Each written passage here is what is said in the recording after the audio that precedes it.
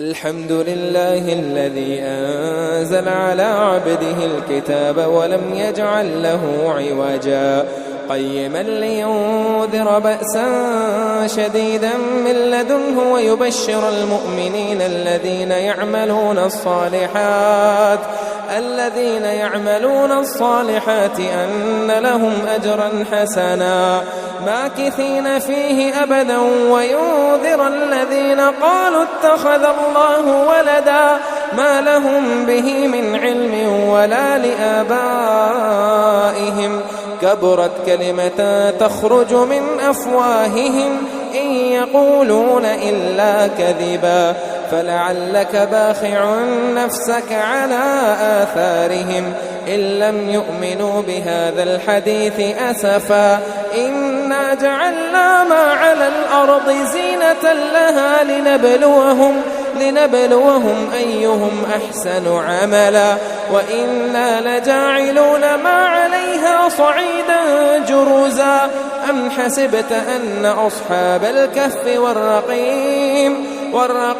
كانوا من آياتنا عجبا إذ أوى الفتية إلى الكهف فقالوا ربنا آتنا من لدنك رحمة وهيئ لنا من أمرنا رشدا فضربنا على آذانهم في الكهف سنين عددا ثم بعثناهم لنعلم أي الحزبين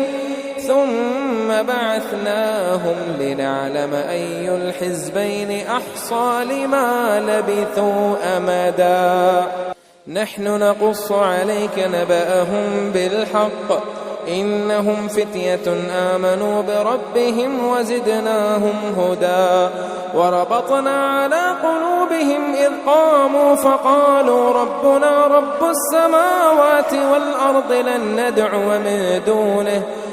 ندعو من دونه إلها لقد قلنا إذا شططا هؤلاء قوم اتخذوا من دونه آلهة لولا يأتون عليهم بسلطان بين فمن أظلم ممن افترى على الله كذبا وإذ اعتزلتموهم وما يعبدون إلا الله فأووا إلى الكهف ينشر لكم ربكم من رحمته ويهيئ لكم من أمركم مرفقا وترى الشمس إذا طلعت تزاور عن كهفهم ذات اليمين وإذا غربت تقرضهم ذات الشمال وهم في فجوة منه